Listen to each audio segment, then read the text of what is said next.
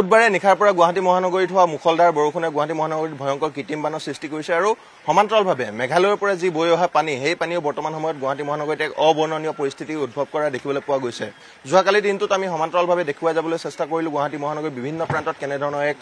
ভয়াবহ সমস্যাই গা কৰি উঠিছে আৰু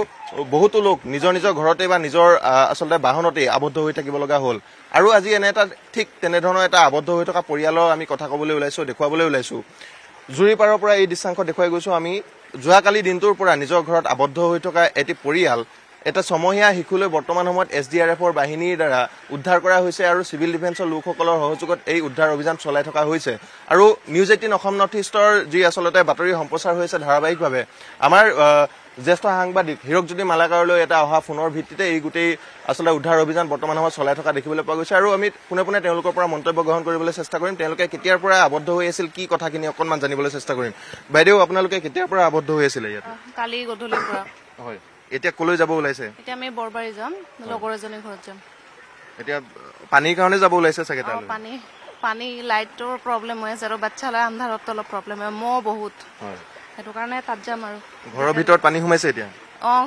বিছনালৈকে তো আহিছে আপোনালোক কেতিয়াৰ পৰা ইয়াত আছে অলমষ্ট 7 মাহ মান হ'ল 7 মাহ অৰ্থাৎ আগতে পানী পোৱা নাই চাগে নাই আমি ঘৰত আছিলো মানে শিফ্ট হোৱাৰ পিছত ঘৰত আছিলো পিছত আকৌ আহিছো এতিয়া পৰিৱেশটো চাই কেনে ভাবে আপুনি মানুহ থাকিব পৰা পৰিৱেশ হয় নে আমি পাৰিলে কালিয়ে ৰুম শিফ্ট কৰিম বেলেগত হয় আৰু নাথাকো ইয়াত লাগিলে বস্তু এৰি দিম তথাপি নাহো আৰু ইয়াত ৰিটাৰ্ণ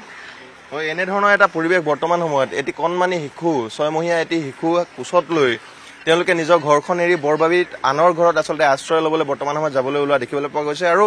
এইখনে বাস্তৱ ছবিখন গুৱাহাটী স্মাৰ্ট চিটিৰ বৰ্তমান সময়ত বাস্তৱ ছবিখন আচল যি দাপোনখন এইখনে দাপোনখন বুলি ক'ব লাগিব আৰু আজিৰ দিনটোত এনেধৰণে তেওঁলোকে নিজৰ ঘৰ এৰি কেৱল এটা পৰিয়াল বুলি নহয় হাজাৰ হাজাৰটা পৰিয়ালে নিজৰ ঘৰ এৰি আন আন স্থানত তেওঁলোকে সহবাস কৰিবলগীয়া হৈছে আশ্ৰয় ল'বলগীয়া হৈছে আৰু কাইলৈৰ দিনটোতো কেনেধৰণৰ পৰিৱৰ্তিত ব্যৱস্থা হয় বা কি ধৰণৰ ব্যৱস্থা গা কৰি উঠে কোনো ঠিক নাই গতিকে সকলো সজাগ হৈ থকাটো বৰ্তমান সময়ত যথেষ্ট প্ৰয়োজনীয় হৈ পৰিছে আপুনি বিচৰা বাতৰি পাব কেৱল নিউজ 18 এপত নিউজ 18 এপ ডাউনলোড কৰিবলৈ স্ক্যান কৰক এই QR কোড গুগল প্লে ষ্টৰতো পাব এই নিউজ 18 এপ